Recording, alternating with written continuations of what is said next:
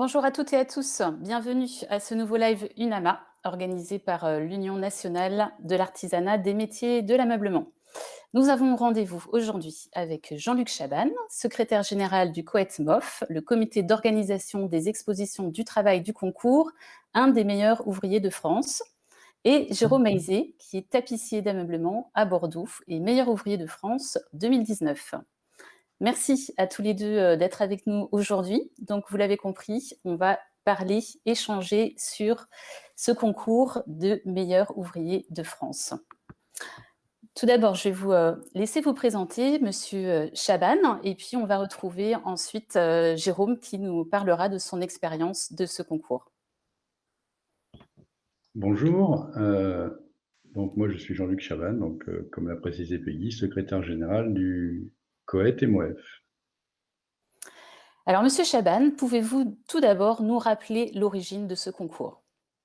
Alors, pour parler de l'origine du concours, il faut qu'on passe un petit détour par la création du COET et MOEF, c'est-à-dire qu'en fait, le COET s'est créé officiellement, dépôt des statuts en février 1923, et ces statuts ont été déposés par un sénateur, le sénateur Albert Lebrun, qui à l'époque est très engagé d'ailleurs dans tout ce qui est du domaine de l'accompagnement de la promotion sociale. Et il va s'adjoindre comme compétence en fait les premières fédérations professionnelles qui sont à l'époque hébergées sous la tutelle, si je puis dire, du ministère de l'Industrie, de l'Économie et de l'Industrie, à l'époque piloté par Lucien Dior, qui à ce moment-là est ministre de l'économie. Alors c'est le Lucien Dior sera bien évidemment dans la filière de la filiation pardon, de ces enfants qui se lanceront dans la mode, mais lui est plutôt dans le domaine de la chimie. Et donc en associant cette notion d'État à travers la Chambre haute, parce qu'à l'époque on dit plutôt la Chambre haute que le Sénat, et les professions, en fait, ils vont avoir cette idée de programmer une première grande exposition du XXIe siècle, en fait, qui sera une exposition du travail, qui s'appuiera sur un concept qui est cher à l'époque à Albert Lebrun, qui est exposer le travail pour montrer au grand public la réussite par la voie professionnelle, c'est-à-dire ce qu'on appelle la promotion sociale. C'est en gros le post-apprentissage, c'est-à-dire une fois qu'on a appris les rudiments du métier et qu'on s'engage dans une vie professionnelle, en fait, il se passe encore des choses, bien évidemment, on continue à apprendre son métier. Et donc, l'idée, c'est de montrer un peu ce caractère spécifique de l'apprentissage, si je puis dire, tout au long de la vie. Cette première exposition, ils vont la programmer au pavillon de Marsan, voilà, à Paris, bien sûr. Et ils vont se donner rendez-vous et ils vont inaugurer cette exposition le 31 janvier 1925. Je suis un peu précis sur les dates parce que mon arrivée au Koweït il y a 5 ans m'a montré qu'il y avait beaucoup de dates qui circulaient et qui sont peut-être pas toujours les bonnes. Donc je reprécise là correctement l'histoire aussi, c'est important. Et donc ce jour de janvier 1925, en fait, le président de la République, Gaston Doumergue, à l'époque, déambule à travers ses œuvres qui sont magistrales, monumentales, enfin, représentatives à la fois de nos territoires et de nos savoir-faire. D'ailleurs, on retrouvera, bien évidemment, aujourd'hui on parle beaucoup de la cuisine, mais je rappelle, sans aucun grief, que le premier concours de cuisine, c'était d'abord un concours de conserverie pendant très longtemps, et que c'est vrai que les premières fédérations de métiers sont surtout des fédérations de la forge, de la fonderie, de la bijouterie, et bien évidemment d'un grand nombre de métiers d'art, dont les métiers d'ameublement dont on va parler peut-être par la suite. Donc c'est quelque chose d'important et ils se rendent compte d'une chose, c'est-à-dire qu'en fait, on pourrait tous être d'accord avec ça, peut-être même encore aujourd'hui, c'est qu'on voit assez rapidement la réussite par la voie académique, mais on ne voit pas très bien toujours la réussite par la voie professionnelle. Et donc, en déambulant, ils se disent, mais après tout, est-ce que ce n'est pas l'occasion de reconnaître ces premières ambassadrices, ces premiers ambassadeurs, qui demain pourraient être un peu ces vigies en quelque part, qui pourraient, plutôt que de pousser les jeunes vers l'apprentissage, aspirer les jeunes vers une réussite dans la vie. Et donc, c'est là qu'ils vont avoir cette idée, en fait, sur ces premiers ambassadeurs et ambassadrices, de les honorer du titre un des meilleurs ouvriers de France. Et donc, nous sommes officiellement là, le 31 janvier 1925. C'est l'apparition du titre un des meilleurs ouvriers de France. Et je rappelle que ça tenait aussi à cœur à Albert Lebrun. C'était de ne pas reconnaître le premier. Il n'y a pas de hiérarchie dans l'arrivée. C'était bien évidemment de démontrer que dans un même métier, il pouvait y avoir bien évidemment plusieurs talents. Et donc, on n'est jamais qu'un des meilleurs ouvriers de France. Et pour terminer, la notion de promotion, c'est-à-dire qu'en fait, on agglomère l'ensemble des métiers et on fait une espèce de forme de militantisme, en quelque part, de tous ces lauréates et lauréats qui vont devenir demain des ambassadeurs de cette réussite par la voie professionnelle. Je trouve que l'image, d'abord, elle est très sympathique, et il y a des fois, on a l'impression qu'on est encore un peu, on pourrait sûrement reprendre encore une partie de ces discours et les reposer aujourd'hui, un siècle après, où me Alors justement, semble-t-il, on a encore du chemin à faire. Voilà. un siècle après, comment a évolué le concours et quels sont ses objectifs aujourd'hui?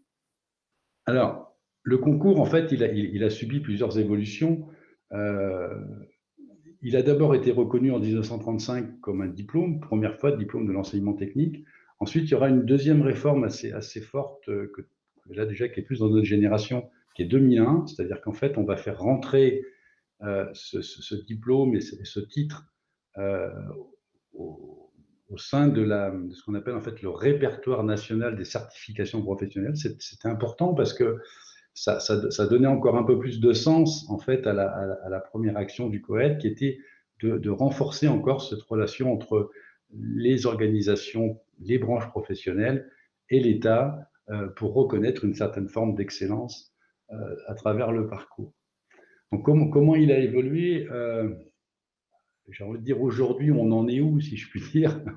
Il y a quelque chose que nous continuons à défendre. Hein. En tous les cas, le COET continue à défendre ce concept qui est, somme toute, assez simple.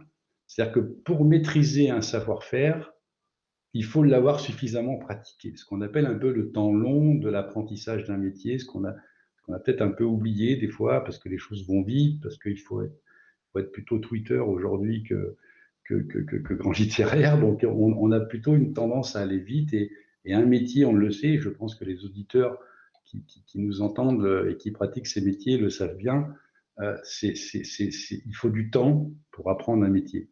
Voilà. C'est une composante qu'il faudra d'ailleurs sûrement que nous prenions plus en considération dans les années à venir. Et les objectifs sont toujours pas les mêmes, parce que bien évidemment, on a évolué avec le temps, mais on continue d'affirmer au moins 2 points, à 3 points, si je puis dire, trois objectifs. Un, c'est on est dans l'égalité des chances. Donc on dit aujourd'hui, il y a une seule contrainte pour se présenter, c'est d'avoir 23 ans. Voilà. C'est-à-dire que 23 ans, d'avoir appris son métier en faisant, comme on dit chez nous, c'est-à-dire c'est en faisant qu'on apprend. Et à partir de là, on peut se présenter à l'examen. Le deuxième objectif, c'est qu'on veut rester dans cette idée force qui est de permettre à chacune et chacun de démontrer, j'ai envie de dire, son savoir-faire par la situation de travail. Ça nous semble être quelque chose d'important.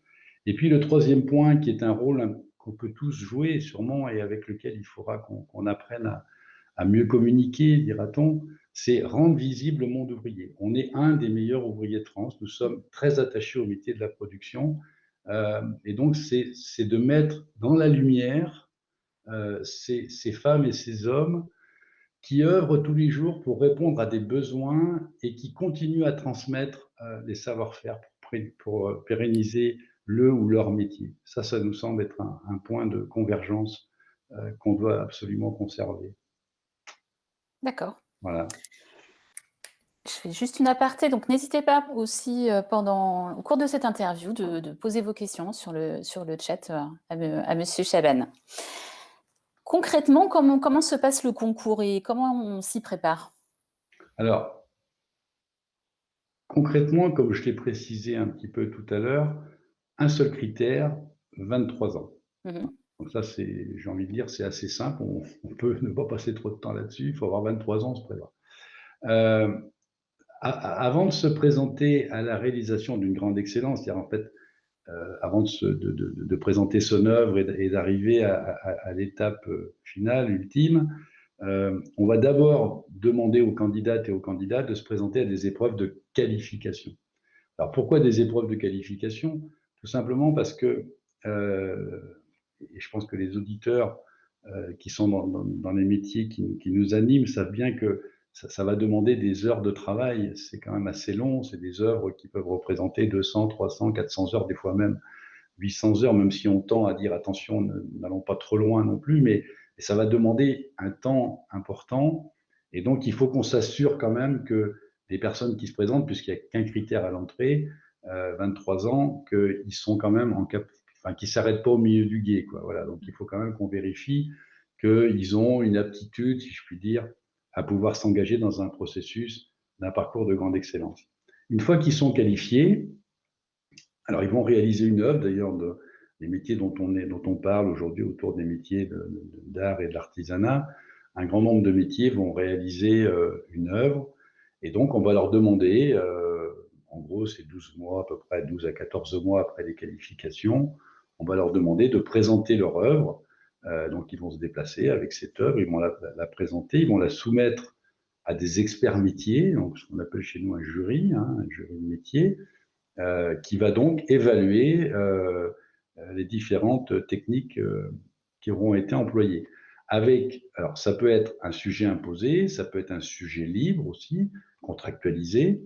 Ce qui est important, c'est qu'on définit ensemble les critères et les indicateurs qui doivent être évalués au niveau du savoir-faire, c'est acquis ou c'est pas acquis, bien sûr, mais même si les œuvres peuvent être des fois différentes, on doit toujours retrouver les critères et les indicateurs donc pour, j'ai envie de dire, l'équité de l'évaluation. Donc ça se déroule, c'est quelque chose qui va, enfin ce que je viens de décrire là, c'est en gros 3 ans quoi, entre les inscriptions, les épreuves qualificatives et la présentation de l'œuvre finale.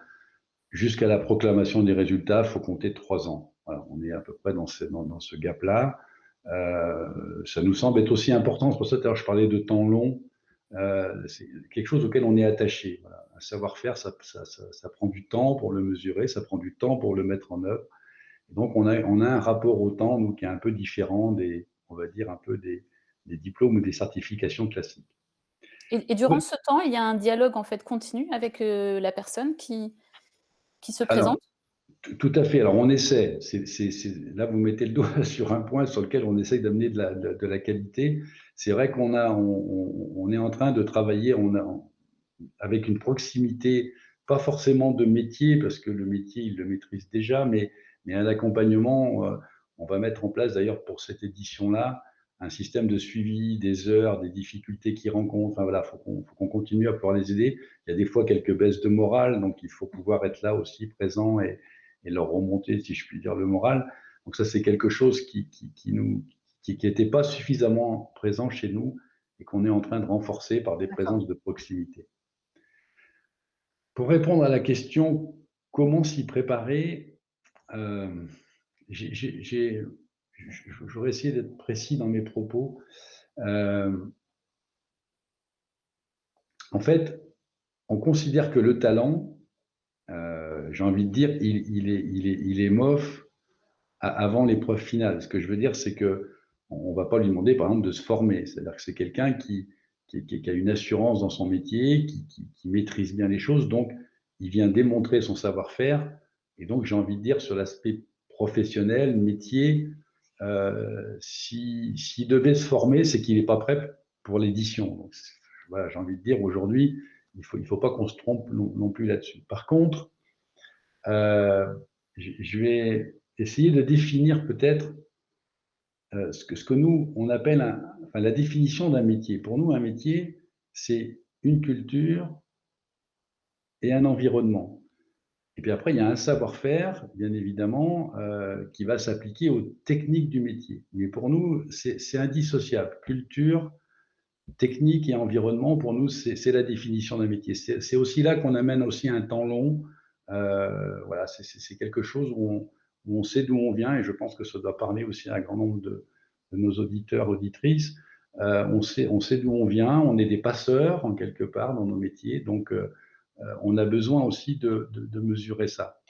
Ce que je voudrais dire, c'est que je vais dire une blague en quelque part, si vous me permettez, mais peut-être un peu trivial, mais s'il suffisait de savoir pour être compétent, je pense qu'aujourd'hui nous souffririons, enfin, on ne souffrirait pas trop de compétences. Voilà. Je crois que être compétent, ça nécessite des années d'expérience, ça nécessite d'avoir répété plusieurs fois son geste, d'avoir remis sur le métier son ouvrage.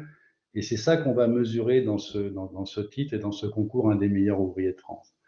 Donc, ce que j'ai envie de dire aux artisans qui nous écoutent, ou disons aux salariés, enfin, en tous les cas les gens de la profession, peut-être qui peuvent s'intéresser à se lancer dans l'aventure, que je voudrais leur dire, c'est que on se pose souvent la question où j'en suis. C'est-à-dire qu'en gros, ça fait 7 ans, 8 ans, 10 ans que je travaille. Hein. Je rappelle que la moyenne d'âge des candidats, c'est 35 ans. Je rappelle que voilà, l'expérience, c'est entre 7 et 15 ans à peu près pour les lauréates et les lauréats. 15 ans et plus, bien sûr.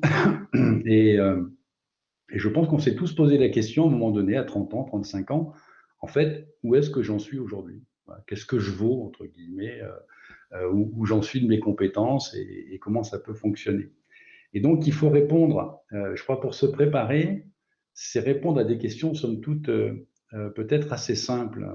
Alors, peut-être des fois un peu compliquées à répondre, mais peut-être assez simples. C'est-à-dire, euh, quelle histoire me relie à mon métier, par exemple? En gros, d'où je viens, comment j'ai commencé, ce que j'ai appris, ce que j'ai pu pratiquer.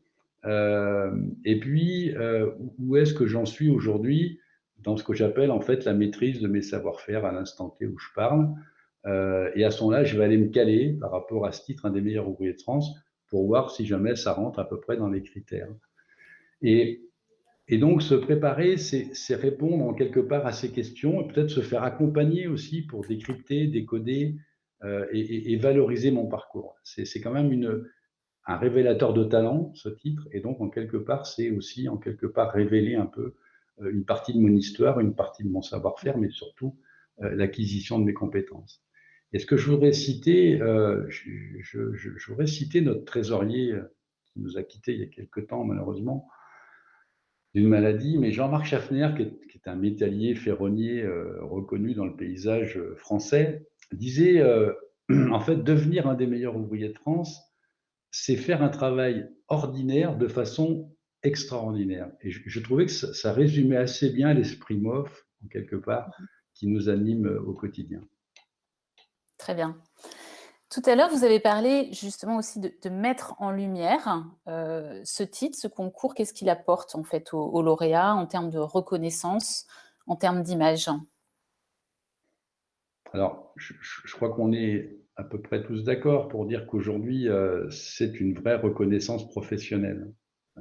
Je crois que, enfin, en tous les cas, toutes les lauréats ou les lauréates que je connais ou que j'ai pu interviewer, il y a une vraie reconnaissance professionnelle. Pour la raison simple qui est que, à un moment donné, on a été reconnu par des experts métiers, on a été reconnu par ses pairs professionnels et que c'est pas forcément un aboutissement, mais c'est quelque chose d'important dans sa vie professionnelle. Et cette reconnaissance-là, elle existe pour tous les métiers, pour tous les candidats, pour tous les lauréats et toutes les lauréates. Ça, c'est quelque chose qui fonctionne. Euh, je crois qu'il y a un autre point aussi qui est quand même intéressant, c'est que on devient, c'est intéressant et en même temps c'est une reconnaissance qui des fois peut être un peu lourde, mais on devient cet ambassadeur ou cette ambassadrice en quelque part représentative de la réussite de la réussite par la voie professionnelle. Alors des fois ça peut être lourd à porter. On a des fois je croise des lauréats qui des fois communiquent aussi pas trop parce que des fois c'est une forme d'exemplarité qui est conséquente, mais qui à un moment donné quand même euh, permet aussi comment dire, de fabriquer cette vigie en quelque part. C'est-à-dire que je dois aussi être un exemple, je dois aussi être un exemple pour les générations montantes. Euh, ça m'oblige aussi à me tenir en permanence au niveau qui est attendu. Mais je crois que cette reconnaissance-là, elle est réelle et visible chez les candidates et chez les candidats, chez les lauréats, lauréates. Après, ce que j'ai envie, le terrain qui pour moi est un peu plus complexe, on ne voudrait pas, mais c'est vrai qu'il y a une espèce de reconnaissance médiatique. Si nous, on veut aller jusqu'au bout du processus, qui est de rendre visibles un peu plus ces femmes, ces hommes et ces métiers. Il faut bien reconnaître qu'aujourd'hui, malheureusement, les retombées médiatiques sont pas suffisantes. Enfin, nous, on est un peu déçus que les médias ne s'intéressent malheureusement aujourd'hui. Alors, vous allez me dire, vous nous donnez l'occasion aujourd'hui de nous exprimer là-dessus, je vous en remercie parce que c'est aussi important. Et c'est vrai que les médias s'intéressent plus facilement au métier de l'alimentation, au métier de la cuisine. Voilà, c'est historique. Alors, des fois même, ils ont un peu cannibalisé. Ils ne m'en voudront pas de dire ça, mais c'est vrai qu'ils ont pris une place quand même un peu dominante et que ça masque un peu. Alors, je donne souvent un chiffre hein, comme ça, parce que ce chiffre-là, je n'ai pas regardé tous les chiffres, mais celui-ci, je me suis arrêté dessus. C'est quand vous avez 100 MOF dans la restauration hôtellerie, vous en avez 200 dans le bâtiment. Voilà. Qui sait ça aujourd'hui? C'est-à-dire qu'en fait, Mmh. on a souvent tendance à penser qu'il n'y a que des MOF cuisiniers. Alors tant mieux pour eux, ils ont réussi ce rayonnement-là. Mais je pense, enfin, à mon avis aujourd'hui, je suis convaincu qu'on est capable de porter au nu beaucoup plus de métiers. Alors, on a un travail de fond à faire. D'ailleurs, là aussi, je vous remercie parce qu'on a l'occasion de parler des métiers d'art, des métiers d'ameublement, des métiers qui comptent dans le paysage français. Mais voilà, avec les outils qu'on a aujourd'hui, je pense qu'on doit pouvoir aussi mieux communiquer. Mais je crois qu'il faut qu'on le fasse ensemble.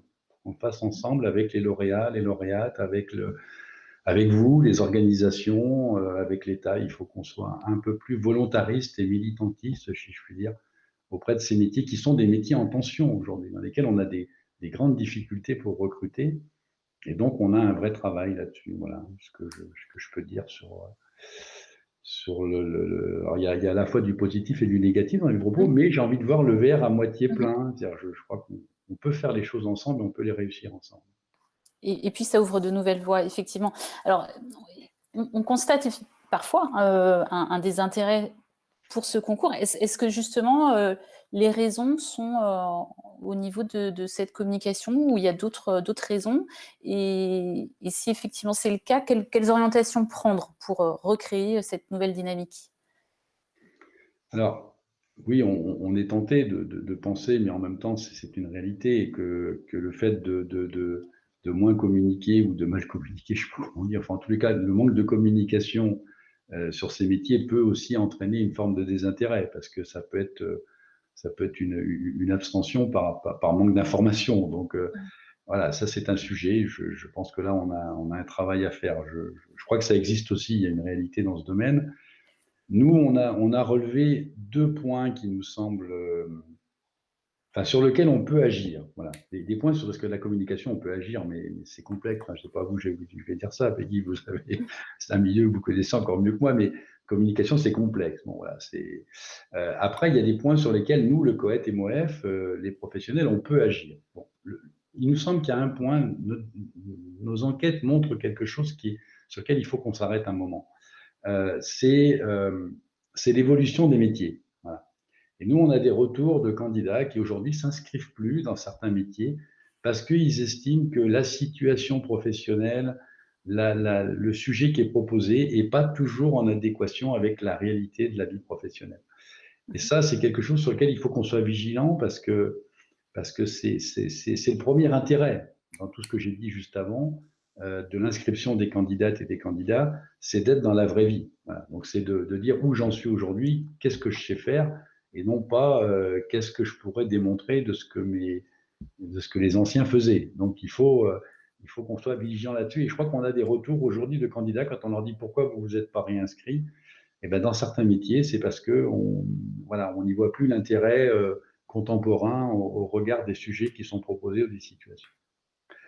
Un deuxième point, je crois qu'on peut le dire aussi, moi je n'ai pas trop de délicatesse à porter là-dessus, je crois qu'il y avait aussi un sujet qui touchait l'organisateur que nous sommes, voilà, sur la transparence.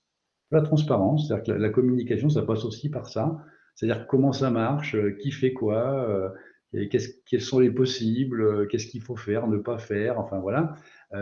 Comment on a des garanties que l'organisateur maîtrise tous les points. Donc ça, ce sont des points sur lesquels les élus du COET et MOEF se sont vraiment attachés ces 2 dernières années. Et nous avons pris des engagements aujourd'hui avec notre conseil d'administration un peu plus fort en rédigeant un code éthique et déontologique euh, pour, j'ai envie de dire, qu'il n'y ait plus de suspicion. Voilà. Parce que ça ne veut pas dire pour ça que ça se passait mal, mais ça manquait un peu d'éléments de langage, de démarche volontariste du Coët et Moef, d'affirmer à un moment donné que nous n'étions pas dans un processus de cooptation. Enfin, on a un peu entendu des choses là-dessus, ça s'est dit aussi un peu dans les réseaux. Donc, on s'est dit, voilà, on va marquer ça maintenant de manière beaucoup plus pratico-pratique avec aujourd'hui un code éthique et déontologique qui fait que, quel que soit le lieu où je me trouve et les moyens que je peux avoir, un talent doit pouvoir s'exprimer et devenir un des meilleurs ouvriers de France. Et puis enfin, un troisième point, alors j'ai dit qu'il y avait deux points, mais j'ai envie d'en rajouter un troisième, là, en échangeant avec vous, c'est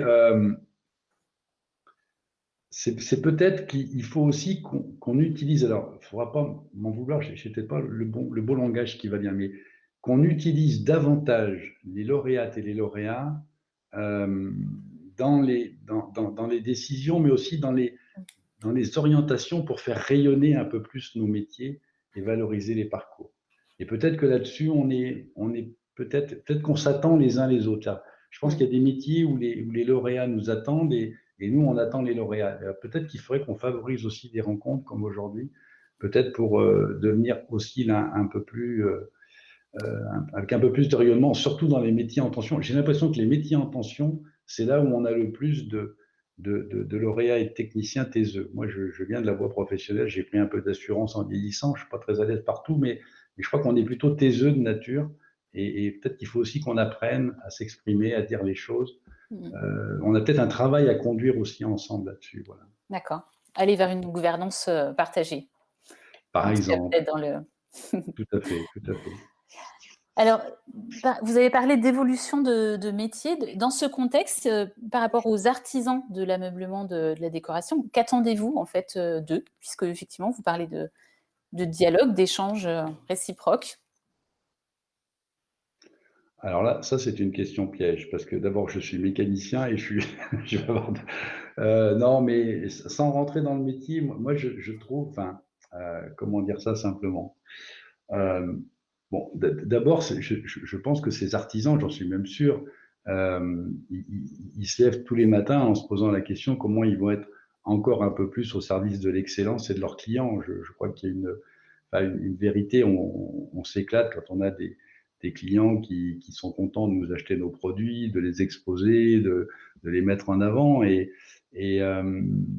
donc, je crois que j'ai envie de leur dire, de toute façon, vous êtes déjà dans le processus, donc je ne vais pas vous convaincre davantage. Maintenant, ce que j'aurais à vous dire, c'est que j'ai dit tout à l'heure, d'ailleurs, on est des passeurs, vous êtes aussi des passeurs, c'est-à-dire que je crois que ça vous parle encore peut-être plus qu'à d'autres métiers, cette notion de culture, de technique et d'environnement. Je crois que vous avez, vous, peut-être plus facilement que les métiers nouveaux comme les métiers de l'informatique, peut-être une histoire, enfin, vous êtes encore plus des passeurs que ces métiers du numérique. Et donc, je crois que vous avez un rôle à jouer. Puis, moi, ce que j'ai envie de vous dire, c'est que vous avez quelque chose, peut-être qu'il faut qu'on travaille aussi davantage ensemble. C'est-à-dire que vous avez aussi des métiers qui parlent au grand public. Voilà. Moi, je suis mécanicien, mon métier, il n'est pas très sexy, pas toujours très punchy pour passer à la télévision ou pour attirer du grand public. Vous savez, c'est la grande force aujourd'hui des métiers de la cuisine, c'est que tous, autant qu'on est là, je pense, auditeurs, auditrices, Peggy, on a tous essayé à un moment donné et Jérôme, on a tous essayé à un moment donné de faire un plat, de faire un gâteau, de faire quelque chose. Et donc, dès qu'on fait un top chef, ça se met à fonctionner. Pourquoi? Parce qu'il y a du public. Et bien vous, les artisans d'ameublement et de la décoration, vous travaillez sur un lieu de vie, sur un espace de vie. C'est quelque chose d'hyper important pour nous. Vous touchez quelque chose qui est notre intime, en quelque part, client que nous sommes. Et je pense que ça, c'est quelque chose aussi qu'on doit faire transpirer. C'est-à-dire que vous avez un service plus. Voilà, moi, je fais une machine pour fabriquer du coton, pour fabriquer des meubles, peut-être de temps en temps. Mais vous rentrez vraiment dans la vie des gens, vous rentrez dans l'intime des gens. Et ça, pour moi, c'est quelque chose qui, je pense que c'est avec vous qu'on devrait travailler d'ailleurs sur cette idée de valoriser encore un peu plus nos métiers auprès du grand public. Voilà. Et moi, j'ai envie de vous dire, prenons le pari ensemble. Et puis après, ce que je pourrais vous dire, bien évidemment, parce que sinon je ne serais pas le Coët MOF, ce que j'ai envie de vous dire, c'est que d'abord, il faut vous lancer aussi dans cette aventure, parce que je pense que vous n'êtes pas tous MOF autour de cette interview. Je crois qu'il faut vous lancer, il faut tenter l'expérience, un des meilleurs ouvriers de France. Euh, et puis, voilà, peut-être travaillons ensemble pour, dans cette aventure, continuer à donner de la visibilité à nos métiers et à nos femmes et aux hommes de métier aujourd'hui qui font quand même un peu et beaucoup l'économie de notre pays. Et je pense qu'on va avoir besoin, je dis ça, je ne suis pas un politique, mais je peux vous dire qu'on va avoir besoin demain pour redresser notre pays de cette situation catastrophique. On aura besoin encore plus de compétences. Vous savez, Albert Lebrun, ça arrive après la guerre de 14-18, Première Guerre mondiale. Il faut relever le pays. Donc, on s'intéresse à toutes les forces vives du pays pour le redresser. Là, c'est peut-être pas la même guerre, mais enfin, c'est une guerre qui ressemble un peu sur le plan économique. Et donc, il va falloir qu'on s'attache les talents pour redresser notre pays. Il faudra des apprentis, mais il faudra aussi des talents. Les apprentis, c'est pas eux qui vont faire la facturation de demain. Donc, moi, ce que j'ai envie de vous dire, c'est que il faut qu'on les repère ensemble, ces talents, il faut qu'on les accompagne et surtout, il faut qu'on les fidélise dans notre métier, enfin, dans nos métiers. Ça, c'est quelque chose aussi d'important. Voilà ce que je voudrais dire. Je ne me lancerai pas, bien évidemment, dans le cœur de votre métier, parce que ce n'est pas le mien, mais sachez qu'on a besoin de vous. Là, moi, j'ai vu des belles choses au 26e concours sur l'ameublement et la décoration. Voilà, j'ai vu des créations, des choses qui m'ont vraiment séduit. Donc, merci à vous. Voilà, c'est important pour nous. Merci, le message est passé. Merci Merci, beaucoup oui. de cet échange. N'hésitez pas si vous avez quelques questions à poser à Monsieur Chaban. Je vois que Pascal a fait un commentaire intéressant, voilà, Bon. qu'il nous livre. Une question pour Monsieur Chaban sur ce beau concours?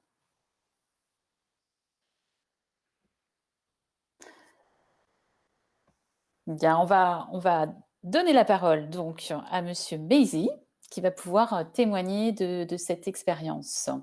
Merci à vous. Merci Monsieur Chaban. Alors Monsieur Beyzi, vous êtes tapissier d'ameublement à Bordeaux et vous avez créé il y a 10 ans l'atelier du tapissier. Est-ce que vous pouvez nous présenter votre activité et nous parler de votre parcours? Mon parcours, alors moi j'ai d'abord fait une formation à l'école Boulle en tant que tapissier décorateur en siège et en couture. Histoire d'avoir effectivement toutes les compétences nécessaires pour être à l'aise dans le métier, c'est-à-dire la confection de rideaux, mais aussi tout ce qui est lié au siège. Donc voilà, mon activité aujourd'hui, c'est la réfection de fauteuils anciens, de fauteuils contemporains, c'est la confection et la pose de rideaux sur mesure, et la réalisation de tentures murales de temps en temps. Ça se fait un petit peu moins aujourd'hui, mais on a quand même de temps en temps des demandes en tenture murale. Donc voilà, ça permet de répondre à chaque demande. Très bien, je vous propose qu'on puisse découvrir quelques-unes de vos réalisations et puis vous allez pouvoir... Alors là, il s'agit de... sur la gauche, vous avez une réalisation de rideaux. Donc là, c'est des rideaux en satin de laine avec une passementerie, donc des passementeries de chez Ouvès, des nouvelles collections qui ont beaucoup de caractère et qui donnent quand même une très belle mise en place des rideaux. Et là, vous avez aussi des coussins. Alors pour l'anecdote, là, le motif du coussin, c'est un motif qui rappelle le dessin des jardins à la française. Voilà, c'est ça aussi quand on est tapissier décorateur, c'est savoir proposer aussi des tissus qui sont très actuels, puisque ça, ce sont des tissus de cette année, mais qui aussi ont des rappels historiques. Et ça, c'est intéressant de pouvoir marier les deux. Voilà, ça c'est une fabrication sur mesure, donc avec un menuisier en siège. Donc là, j'ai fait réaliser la carcasse donc, par un menuisier qui se situe dans les Pyrénées-Atlantiques. Alors on me dit qu'on m'entend très mal, alors je vais peut-être enlever mon... On m'entend mieux peut-être comme ça, je crois, si j'enlève mon kit Mail. Donc je vais plutôt parler comme ça. Donc là, c'est une réalisation, c'est une création. Je l'ai donc réalisé avec un menuisier en siège qui se trouve à Cannes, dans les Pyrénées-Atlantiques. Donc lui a réalisé la structure. Et donc là, il y a deux fauteuils voilà, Esprit Club avec des oreilles, donc un à bascule et un sur pied. Et c'est en cuir. Voilà, là, ce sont deux fauteuils, voilà, deux fauteuils du 18e. Et voilà, avec un tissu aussi très actuel pour essayer de moderniser aussi, d'actualiser un peu les fauteuils anciens. Souvent, on me fait la réflexion que c'est pas évident d'essayer d'actualiser les choses, mais vous voyez, on peut avoir des fauteuils du 18e signés et avoir de très beaux tissus dessus. Ça, ce sont des tissus de très grande qualité et ce sont des velours imprimés qui sont de très grande qualité et ça donne un rendu qui est quand même très beau. Vous avez sur la deuxième photo aussi des rideaux avec des galons. Voilà, et là aussi donc une paire de rideaux doublés avec des embrasses. Voilà, un travail réalisé dernièrement. Et donc là, c'est pour la mairie de Bordeaux. Il s'agissait de reproduire à l'identique quatre fauteuils, puisque la municipalité s'est agrandie, donc il fallait 4 fauteuils de plus. Donc là, c'est toujours avec ce menuisier à cam et un sculpteur. Donc là, c'est aussi le travail intéressant, c'est de travailler en partenariat avec un menuisier et en partenariat aussi avec un sculpteur. Et donc après, moi, le travail de garniture en traditionnel, bien sûr, avec du cuir. Merci de cette présentation. Alors, en 2019, vous avez été officiellement décoré de la médaille de un des meilleurs ouvriers de France. Oui. Pourquoi cette étape était importante dans votre parcours? Alors pour moi, le concours, c'est surtout c'est tester un peu ses compétences. Comme le disait monsieur Chaban tout à l'heure, au bout de quelques années, il est difficile de savoir à quel niveau on se place et si nos compétences et si le travail qu'on fournit est toujours aussi qualitatif que quand on est sorti d'une formation. Parce que mine de rien, on peut perdre aussi en finesse de travail au vu de la demande.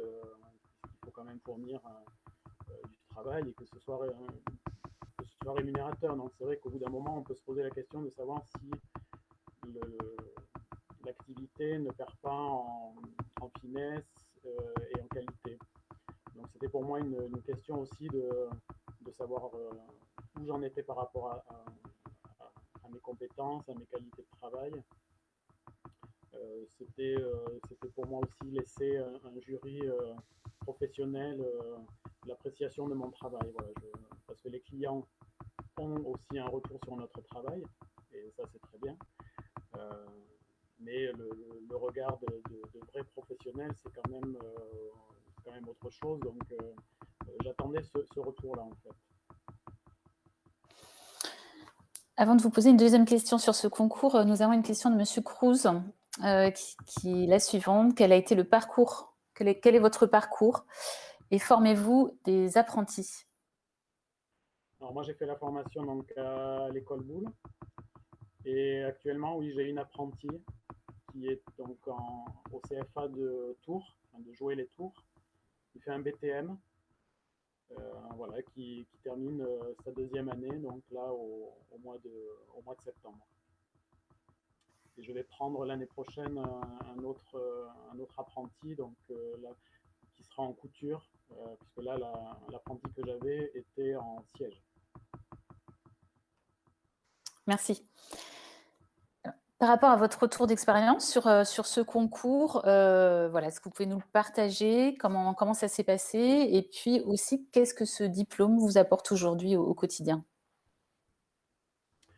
Ce que m'a apporté le diplôme, c'est une expérience très enrichissante et valorisante. ça permet d'asseoir ses compétences et sa capacité à aller au-delà de ce qu'on fait dans le quotidien en fait.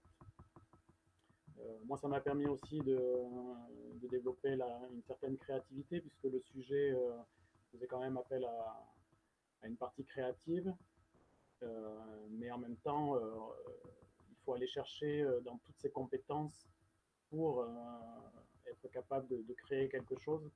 Et d'où l'importance d'avoir effectivement un maximum de techniques, d'être curieux et d'emmagasiner un maximum de compétences et de faire et de refaire pour proposer un résultat qui soit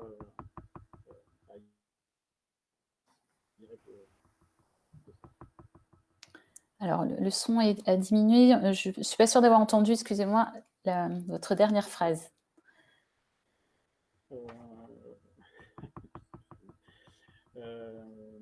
Ben c'est d'être sûr de soi, en fait, tout simplement.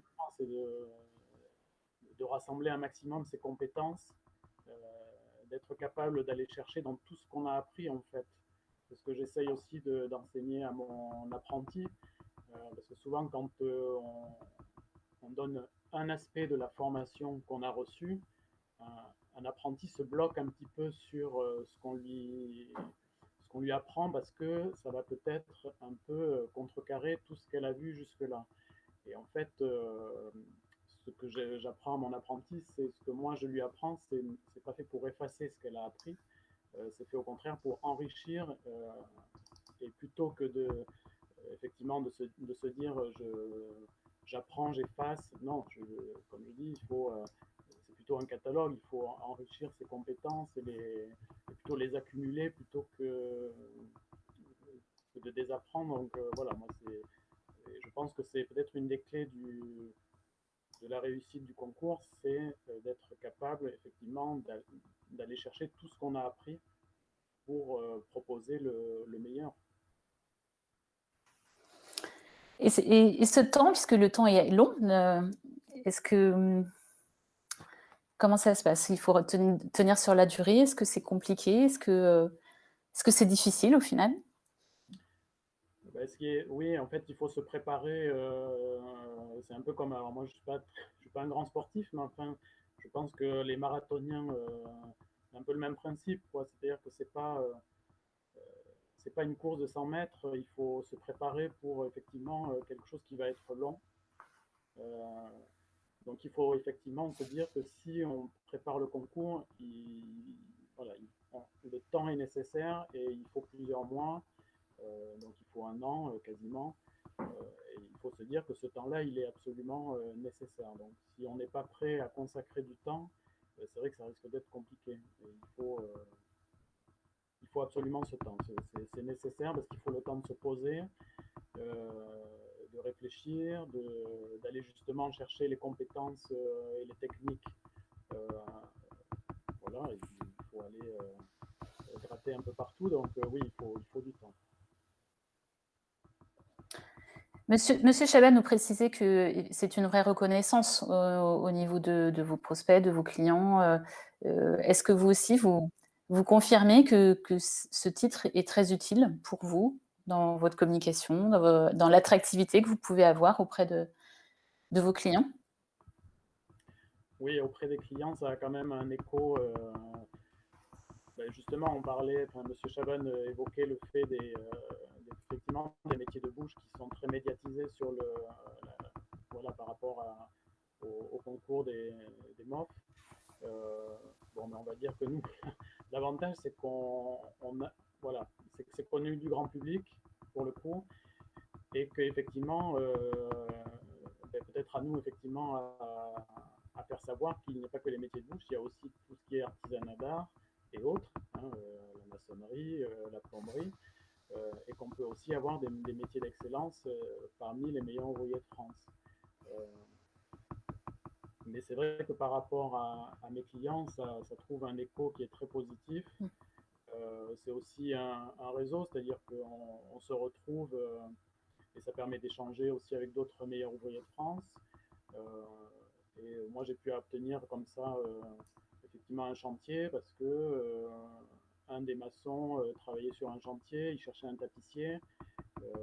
Et voilà, et sans ce contact direct avec d'autres meilleurs ouvriers de France, je n'aurais sans doute pas eu ce chantier qui a été pour moi très important. Donc, effectivement, très utile. Oui. Et en quelques mots, que diriez-vous à un artisan qui pourrait encore hésiter à s'investir dans ce concours? Il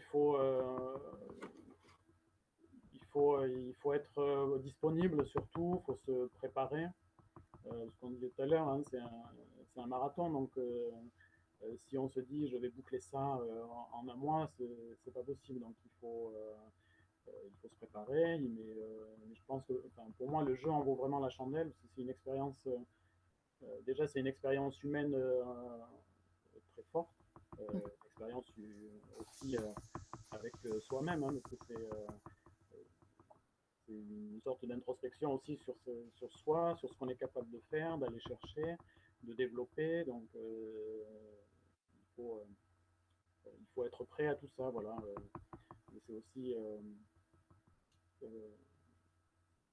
Voilà, c'est aussi se sentir après légitime dans son activité. C'est-à-dire que si on a un petit manque de confiance en soi dans ses compétences, alors qu'on peut les avoir, autant aller effectivement se dire je consacre un an au concours et peut-être que ça me donnera effectivement une grande confiance en soi, en moi, qui pourra être très bénéfique par la suite. Donc, il faut encourager les gens à aller vers ce concours. Comme disait M. Chaban, de toute façon, effectivement, je pense qu'on l'a en soi, mais on ne le sait pas toujours, en fait.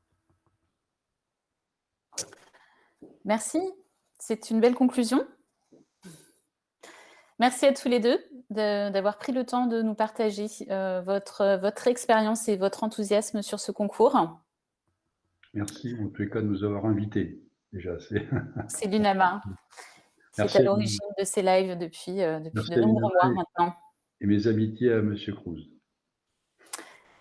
Qui nous écoute, puisqu'il est présent sur le chat. Vous pouvez retrouver la présentation du concours MOF sur le site meilleurouvrierdefrance.org et découvrir les réalisations de Jérôme sur son site, sur son compte Instagram. Merci encore à tous les deux. Vendredi prochain, nous nous retrouvons à nouveau pour un live à 14h30 et nous aurons le plaisir d'accueillir Laurence Charlier qui est tapissier dans le Finistère. Merci encore, à bientôt. Portez-vous bien. Merci.